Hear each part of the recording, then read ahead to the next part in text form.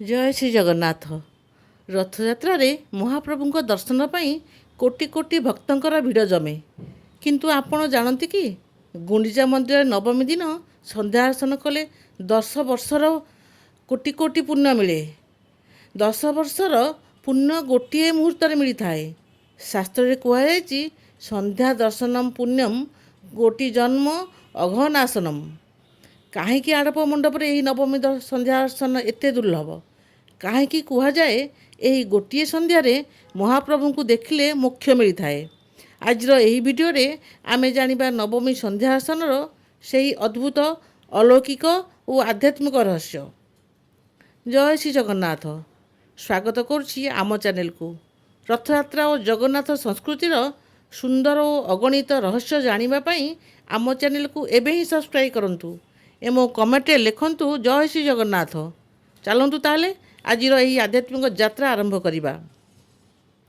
ମହାପ୍ରଭୁ ଶ୍ରୀ ଜଗନ୍ନାଥ, ଶ୍ରୀ ବଳଭଦ୍ର, ମାତା ଶ୍ରୀ ସୁଭଦ୍ରା ଏବଂ ସୁଦର୍ଶନ 9 ଦିନ ପାଇଁ ଆଡ଼ପ ମଣ୍ଡପରେ ବିରାଜମାନ କରନ୍ତି। ଏହି 9 ଦିନ ଭିତରୁ ନବମୀ ତିଥି ହେଉଛି ସବୁଠାରୁ ଅନ୍ତିମ ଏବଂ ମହତ୍ତ୍ୱପୂର୍ଣ୍ଣ ଦିନ।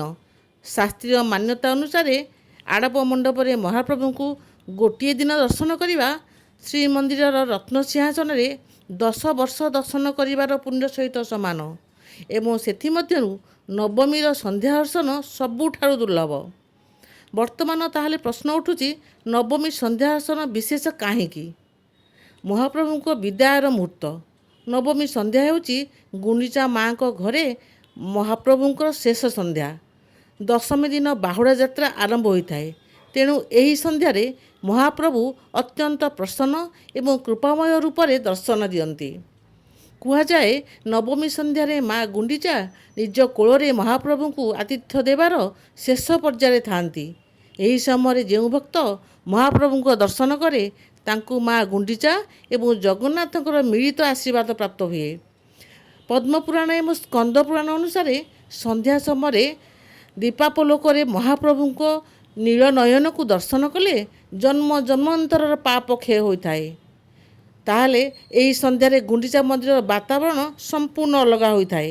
ଘଣ୍ଟ, କାହାଳୀ, ଶଙ୍ଖଧ୍ୱନି ଏବଂ ଜୟ ଜଗନ୍ନାଥ ରାବରେ ପୁରୀର ଆକାଶ ଗଗନ ପବନ କମ୍ପି ଉଠେ। ଏହି ଦିନ ସନ୍ଧ୍ୟା ଆରତି ପରେ ପରେ ମହାପ୍ରଭୁଙ୍କର ବିଶେଷ ନୀତି ସମ୍ପାଦିତ ହୁଏ। ବାହୁଡ଼ା ଯାତ୍ରାର ପ୍ରସ୍ତୁତି ଆରମ୍ଭ। ଅସଲି ଅଭୟ ରୂପ ଦେଖିବାକୁ ମିଳେ। ବାହୁଡ଼ା ଯାତ୍ରାର ପ୍ରସ୍ତୁତି ଆରମ୍ଭ ହୋଇଯାଏ। ଏହି ସମୟରେ ଶ୍ରଦ୍ଧାଳୁମାନେ ମହାପ୍ରଭୁଙ୍କ ଅସଲି ଅଭୟ ରୂପ ଦେଖିବାକୁ ପାଆନ୍ତି। ଯେଉଁ ଭକ୍ତ ଏହି ମୁହୂର୍ତ୍ତରେ ଆଖିରୁ 2 ଟୋପା ଲୁହ ବିନ୍ଦୁ ଗଡ଼ାଇ ଶ୍ରୀ ଜଗନ୍ନାଥଙ୍କୁ ନିଜର ଦୁଃଖ ଜଣାଏ, ମହାପ୍ରଭୁ ତା'ର ସବୁ ମନୋକାମନାକୁ ପୂରଣ କରନ୍ତି। ତାହେଲେ ଆପଣମାନଙ୍କ ମଧ୍ୟରୁ କେଉଁମାନେ ପୂର୍ବରୁ ଗୁଣ୍ଡିଚା ମନ୍ଦିରରେ ନବମୀ ସନ୍ଧ୍ୟା ଦର୍ଶନ କରିଛନ୍ତି? ଆପଣଙ୍କ ଅନୁଭୂତି କେମିତି ଥିଲା କମେଣ୍ଟରେ ନିଶ୍ଚୟ ଜଣାନ୍ତୁ। ଆଉ ଯଦି ଆପଣ ଏ ପର୍ଯ୍ୟନ୍ତ ଯାଇନାହାନ୍ତି ତେବେ ମନରେ ପ୍ରାର୍ଥନା କରନ୍ତୁ ଯେମିତି ଆସନ୍ତା ବର୍ଷ ମହାପ୍ରଭୁ ଆପଣଙ୍କୁ ନିଜ ଦୁଆରକୁ ଡାକି ନିଅନ୍ତୁ। ତାହେଲେ ସନ୍ଧ୍ୟା ଦର୍ଶନ କେବଳ ଏକ ପରମ୍ପରା ନୁହେଁ ଆଜ୍ଞା, ଏହା ହେଉଛି ଆତ୍ମା ଏବଂ ପରମାତ୍ମାର ଅପୂର୍ବ ମିଳନର ଏକ ପବିତ୍ର ସନ୍ଧ୍ୟା। ଯଦି ଆପଣଙ୍କୁ ଏହି ସୂଚନା ଓ ଭିଡ଼ିଓଟି ଭଲ ଲାଗିଥାଏ ତେବେ ଭିଡ଼ିଓକୁ ଲାଇକ୍ କରନ୍ତୁ, ନିଜ ପରିବାର ଓ ବନ୍ଧୁମାନଙ୍କ ସହ ସେୟାର କରନ୍ତୁ, ଯାହାଦ୍ୱାରା ସମସ୍ତେ ମହାପ୍ରଭୁଙ୍କ ଏହି ମାହାତ୍ମ୍ୟ ବିଷୟରେ ଜାଣିପାରିବେ। ଏମିତି ଆହୁରି ଆଧ୍ୟାତ୍ମିକ ଏବଂ ଜଗନ୍ନାଥ ସଂସ୍କୃତିର ରହସ୍ୟପୂର୍ଣ୍ଣ ଭିଡ଼ିଓ ଦେଖିବା ପାଇଁ ଆମ ଚ୍ୟାନେଲକୁ ଏବେ ହିଁ ସବସ୍କ୍ରାଇବ୍ କରନ୍ତୁ ଏବଂ ବେଲ୍ ଆଇକନ୍କୁ ନିଶ୍ଚୟ ପ୍ରେସ୍ କରନ୍ତୁ। ରହୁଛି ଆଜ୍ଞା, ପୁଣି ଦେଖା ହେବ ଆଉ ଗୋଟିଏ ସୁନ୍ଦର ଭିଡ଼ିଓରେ। ସେତେବେଳେ ଯାଏଁ ଜୟ ଶ୍ରୀ ଜଗନ୍ନାଥ। ପ୍ରଭୁ ଜଗନ୍ନାଥ ସମସ୍ତଙ୍କର ମଙ୍ଗଳ କରନ୍ତୁ, ଏ ସଂସାରର ମଙ୍ଗଳ କରନ୍ତୁ, ଏ ସାରା ବିଶ୍ୱର ମଙ୍ଗଳ କରନ୍ତୁ।